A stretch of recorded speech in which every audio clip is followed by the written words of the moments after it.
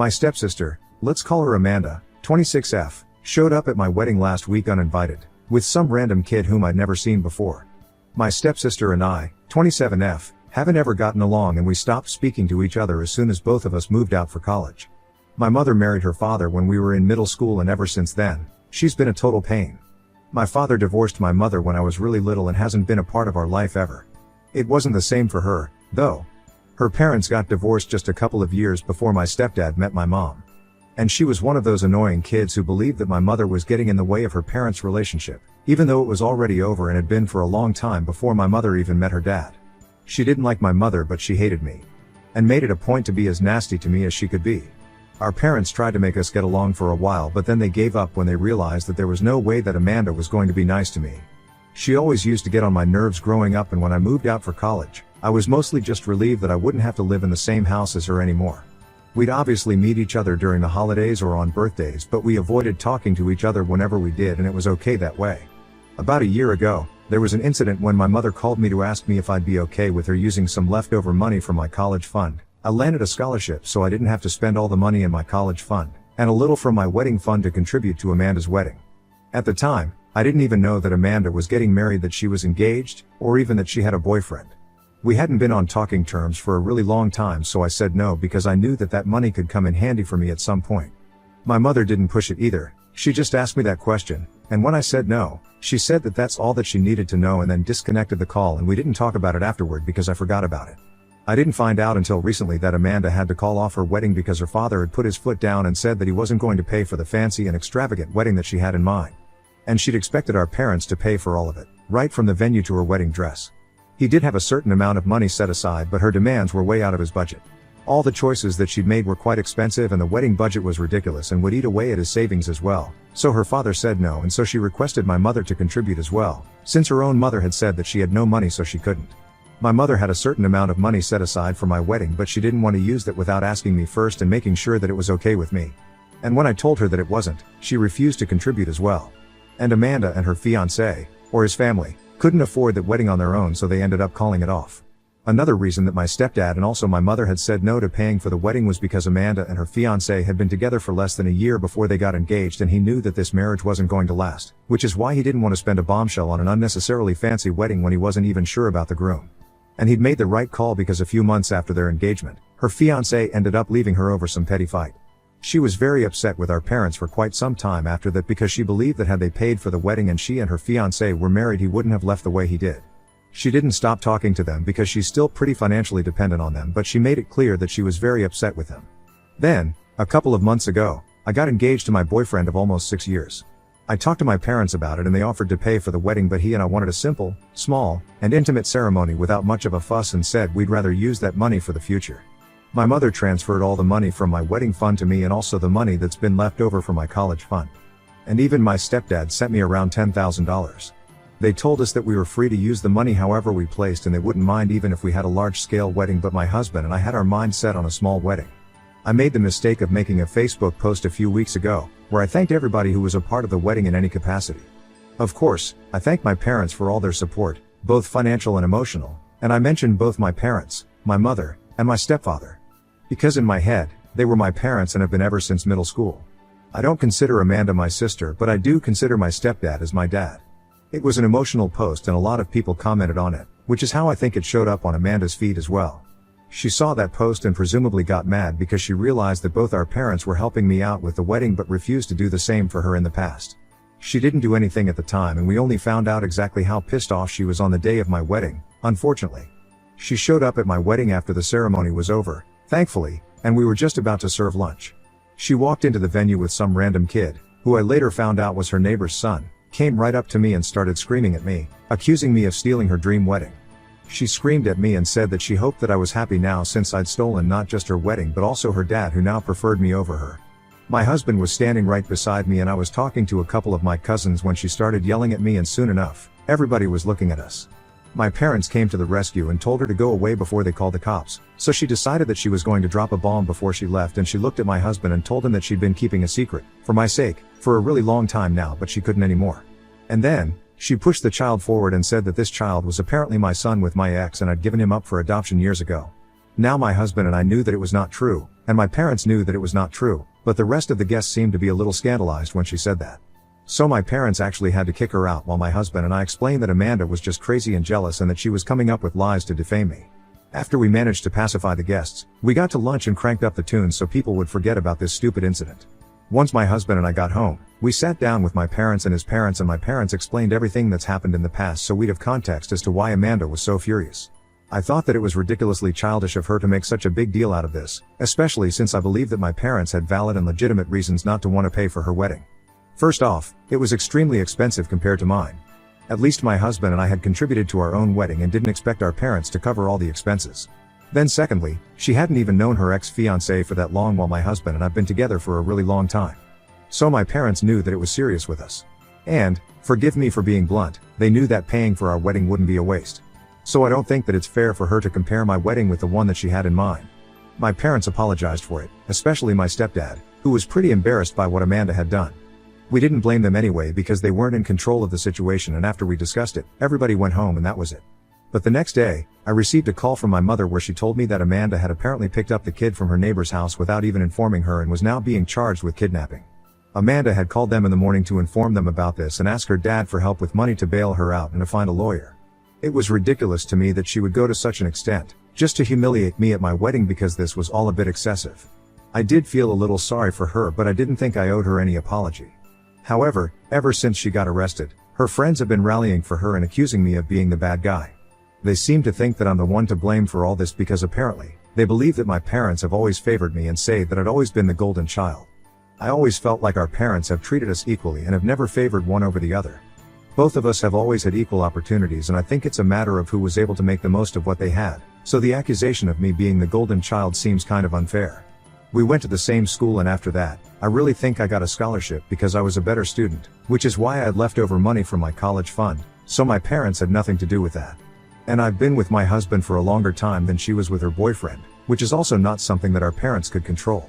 My stepdad has made it very clear to all of us that he would have definitely paid for his daughter's wedding, but she was being unreasonable at the time and was making insane demands that nobody in their right mind would agree to, which is why he backed out entirely. If she really wanted a wedding that badly, then she should have scaled down considerably. Or at least offered to cover some of the expenses herself, along with her fiancé and his family, but she didn't do any of that and just stuck to her ridiculous demands, expecting our parents to do everything for her.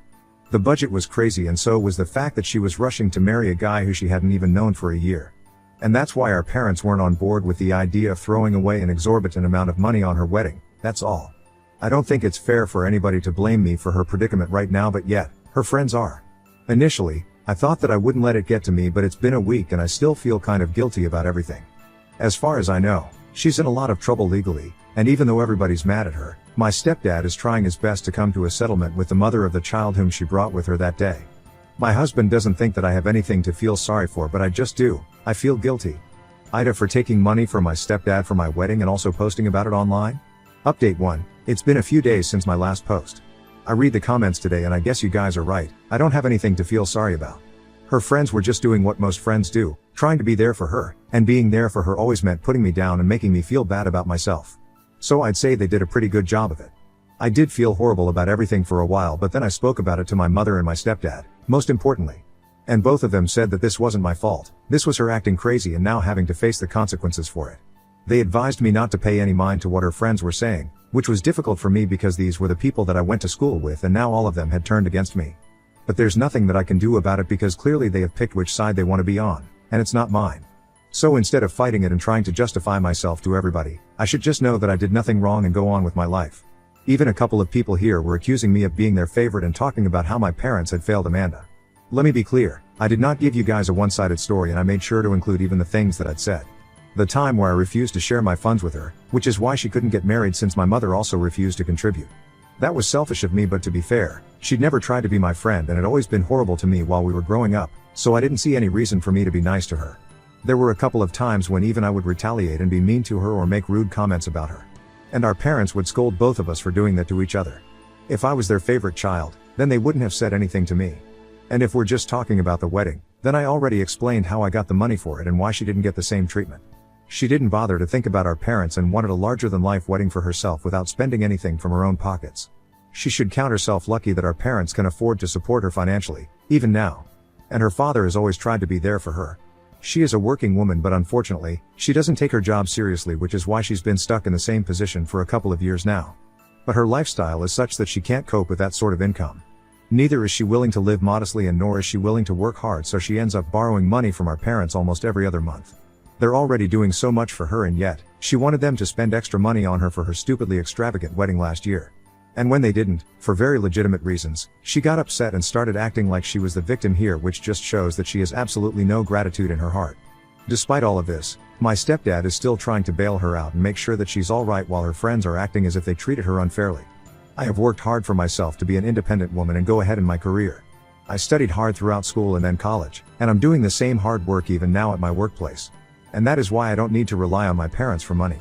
It's not my fault if she didn't try to create the same life for herself, despite having the same resources and the same support. So I really don't understand why people think that I'm the golden child when I'm not. I've worked hard for everything that I have, and I'm not going to let people invalidate that by accusing my parents of favoritism. At the end of the day, I know what I did and I know who my parents are as people. Even while her friends are accusing the left and right of being biased and playing favorites, my stepdad is still only bothered about Amanda and her well-being. And that speaks volumes about who's right and who's wrong.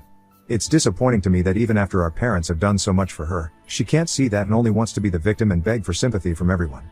It's honestly just so sickening. Update 2. So the child's mother and my stepdad were able to come to a settlement, and she has agreed to drop all the charges in exchange for almost $25,000. It's a lot, but I guess to everybody, their child is worth it, and my stepdad's no exception to the rule. He offered to pay her in installments, but she wanted it all up front, and it was quite a hassle for my stepdad, but he managed to get it done somehow. And Amanda is now a free woman. Unfortunately, free doesn't translate to being grateful to our parents, and she still has an attitude. My mother told me that she hadn't reached out to them to even thank him yet, and she was furious while she was talking to me about it. It's been a couple of days and Amanda knows exactly what happened, yet she hasn't even tried to thank them. I knew she was a disgusting human being, but this is just too low, even by her standards. My mother said that my stepdad is trying his best to hide his feelings about it and hasn't said a word, but she knows that he's hurting deep down. My husband and I are supposed to leave for our honeymoon in 2 days, but we've decided that we're going to pay my family one last visit before we take off for the next couple of weeks to make sure that my stepdad's alright. He is a good man and he deserves a better daughter than Amanda, which is why I exist, and I'm going to check up on him and make sure that he's okay. At least on the bright side, Amanda's friends have stopped whining about how her parents never stood up for her and always preferred me, now that it's all over. All of them knew that they were lying, but that didn't stop them, and I just really wish that I'd said something to them, but now all the posts are gone, so it's too late for me to say anything. But I know that this is not over yet, because Amanda is definitely going to have something to say eventually, and when she does, her friends will start rallying for her again. And then I will not keep my mouth shut like I did this time. I wouldn't have stayed quiet this time either, but I just got married and I wanted to enjoy that honeymoon phase for a while. It also didn't feel right to pick on her while she was at such a low point. Also, my parents were worried sick about her. So there were a couple of reasons that I didn't say anything or indulge in the drama this time. But if she says anything out of line about me ever again, then I'm definitely going to put her in her place, and I'm sure my parents will not have any problems with that either after this. Update 3. Hey, so it's been almost a month and my husband and I just returned from our honeymoon. We came back home a couple of days ago, and boy, has it been a roller coaster ride of emotions already. To start with, Amanda is no longer a part of our family.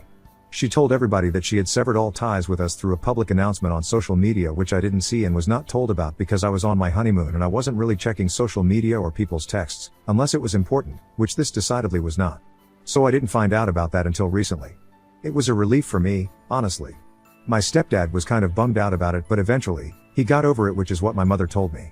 Amanda had visited them a couple of days after I left for my honeymoon, but it wasn't to thank them like they'd been expecting. Instead, she actually had the guts to ask them to cut me off or she would stop talking to them. She gave them an ultimatum and said that they had to choose between me and her. Because she was apparently sick of me taking away everything from her that she deserved. I think I touched upon that in my first update, and the people who've been following the story would know that she's just making up excuses and it's all just a load of baloney. I haven't taken away anything from her, she just doesn't have anything of her own to begin with.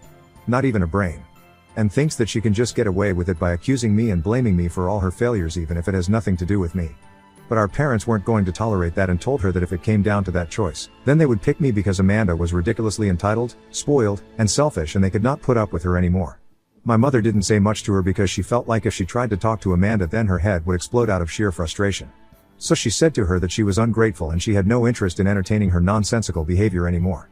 And Amanda told her that since she wasn't her actual mother, she didn't care about what my mom had to say to her, and then turned to her father and started speaking to him instead. My mother obviously felt very insulted, so she left the room and only came back out when she heard yelling.